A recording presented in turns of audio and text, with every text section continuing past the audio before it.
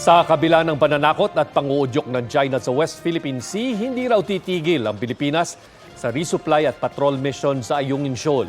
Sabi ng Philippine Navy, naasahan nilang magpapatuloy pa ang harassment ng China. Nitong mga nakarang araw lang, mahigit 200 barko ng China ang namataang padaan-daan sa Mischief Reef na nasa loob ng exclusive economic zone ng Pilipinas. Kabilang dyan ang halos 25 Chinese warship at 15 barko ng Chinese Coast Guard. Ang iba puro Chinese fishing militia. Malapit ang Mischief Reef sa Ayungin Shoal kung saan nakasadsad ang BRP Sierra Madre. Sa ngayon, airdrop muna ang paghahatid ng supply doon habang kinukumpuni ang resupply ships ng Pilipinas.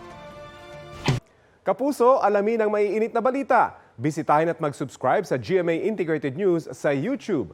Sa mga kapuso abroad, samahan nyo kami sa GMA Pinoy TV at sa www.gmanews.tv.